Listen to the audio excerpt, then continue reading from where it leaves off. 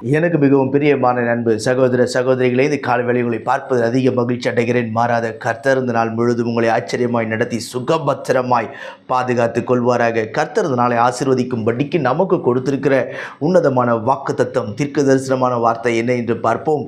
அது ஓசியா 6வது அதிகாரம் 2வது வசனம், நம்மை எழுப்புவார் என்கிற வார்த்தை நான் இன்றைக்கு உங்களுக்கு தீர்க்க தரிசனமாய் சொல்லுகிறேன்.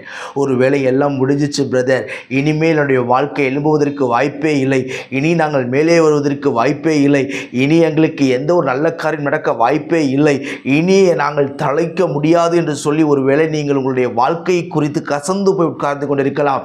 ஆனால் கர்த்தருடைய வார்த்தை சொல்லுகிறது, நான் உன்னை எழுப்புகிறேன், நான் உன்னை எழுப்பி விடுகிறேன். எந்த சூழ்நிலையில் நீங்கள் கவலையோடு உட்கார்ந்து கொண்டிருக்கிறீர்களோ அந்த சூழ்நிலையிலிருந்து உங்களை எழுப்ப கர்த்தருடைய கரம் இந்த கால வேளையில் உங்களை தேடி வருகிறது. ஒருவேளை கடந்த நாட்களில் ஏற்பட்ட கடினமான காரியங்கள், கஷ்டமான காரியங்கள், துக்கமான காரியங்களை நிமித்தம் நீங்கள் ஒரு வேதனையோடு உட்கார்ந்து கொண்டு இனி என்னை யார் எழுப்ப முடியும், இனி எங்களை யார் வாழ வைக்க முடியும், இனி யார் எங்களுக்கு உதவி செய்ய முடியும் என்று சொல்லி பல காரியங்களை நீங்கள் யோசிக்கலாம்.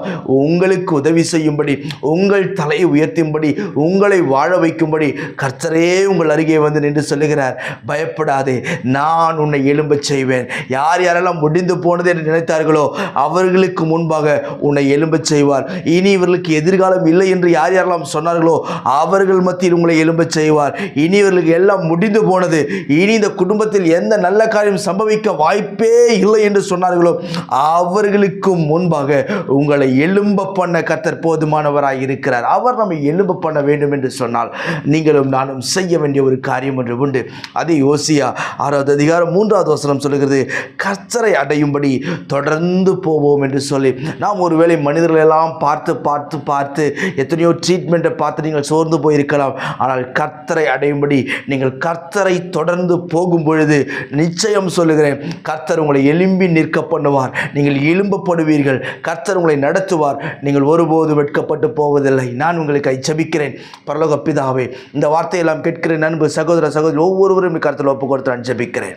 நிறைவான தெய்வம் பிள்ளைகளை எழும்பச் செய்யும்படிக்கு நான் ஜெபிக்கிறேன்.